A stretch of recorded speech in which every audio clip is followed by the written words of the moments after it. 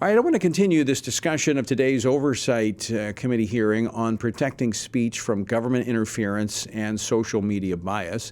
Now that the Republicans control these committees in the House, we're going to see a lot more of these hearings.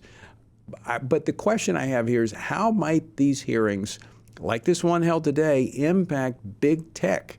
How is it going to affect them moving forward? Because that's what we want to do. We want to move the needle. Joining me now to discuss this is Scott Shepard. He's a fellow at the National Center and director of the National Center's Free Enterprise Project. Scott, welcome back to the program. Thanks so much. Great to be with you, Tony. So very quickly, Scott, your reaction to the Oversight Committee's hearing today? Well,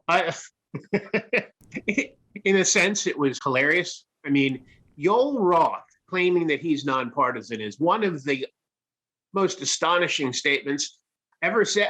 I don't know if he was under oath, but if he was under oath, his right hand should have burned off. I mean, he has made it very, very clear that during his time at Twitter as the head of their censorship department, he was on a mission to downplay and to eliminate what he considered dangerous speech, not false, not inaccurate, not hate speech, although in his case, in his view, anything that he disagreed with was hate speech.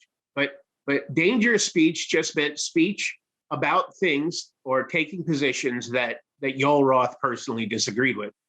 And so that was revealing. I think that James Baker being available. We remember that James Baker was an FBI operative before he went over to Twitter. And the idea that he wasn't getting information and direction from his pals still at the FBI and confidential information are things that Congress should look into. And hopefully, sooner rather than later, we're going to have a non-corrupt Justice Department again. And then we can start criminal investigations, because if the government was colluding with Twitter to deny Americans civil rights in ways that a government couldn't directly do, like abridging speech rights, and that's a crime, and some people should go to jail.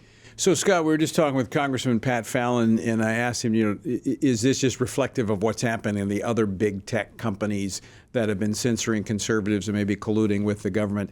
So, figuratively speaking, because I know we don't usually use paper anymore, but are the shredders going right now? I mean, when you're talking about as they see these hearings and what's coming, I mean, are they shredding the documents?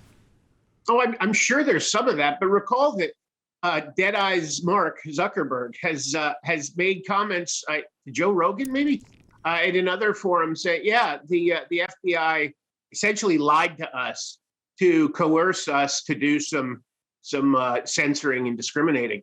That's something that he should be subpoenaed. All the records should be subpoenaed. Nick Clegg should be subpoenaed. He's the chief censor over at Facebook. And they should be put in jail if they reject the subpoenas. That's now after Steve Bannon, that's right. Now the rule. And they should be made to go through this in exquisite detail under oath. Because we know it was happening at Facebook. We know that Google's doing it too, and they lie constantly about it. Is this going to lead to behavior modification with big tech? I think that if this is the beginning of a long and probably tortuous, but also insightful process, I think it will lead to big change.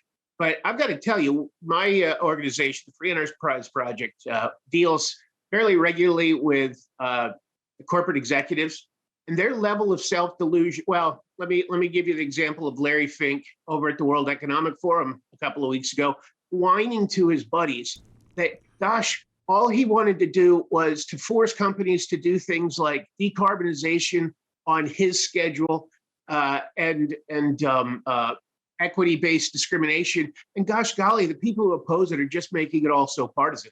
Well, that level of delusion is very strong at the top of these corporations. So eventually they'll get the point and they'll feel threatened, as they should, by the law and by public reaction. But it's going to take a lot more than one hearing. You know, Scott, I used to think that when it came to business, and that's kind of what we're talking about here, big tech, we're talking about corporate America with their woke agenda. I used to think that the dollar and profit were the driving forces, but I don't see that so much anymore. How do you get their attention? What is it that will force that, other than jail time, what is it that will force behavior change? Well, what we'd like to see are a series of shareholder derivative lawsuits, because these companies, whatever they may blather about stakeholder capitalism or about ESG not being political or partisan or anything, they still have fiduciary duties to do the objective will of shareholders, which means not doing their personal policy preferences, not self-dealing, not advancing their own private interests with company money. So some shareholder derivative lawsuits or similar that were to establish that non-pecuniary self-dealing is still self-dealing and took a lot of money out of some executives' pockets.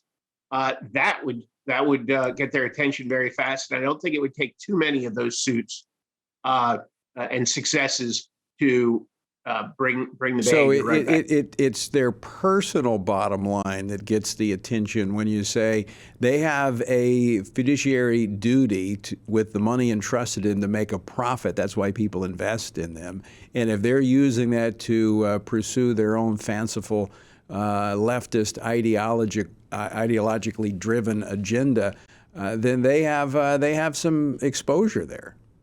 That's exactly right, and I think that will be the lever that I don't know how to finish that sentence, but that'll be what makes them change their minds and their behaviors. Well, I hope we see a lot of those lawsuits coming up. Scott, thanks so much for joining us. Great to talk with you today. Thank you, Tony. Anytime.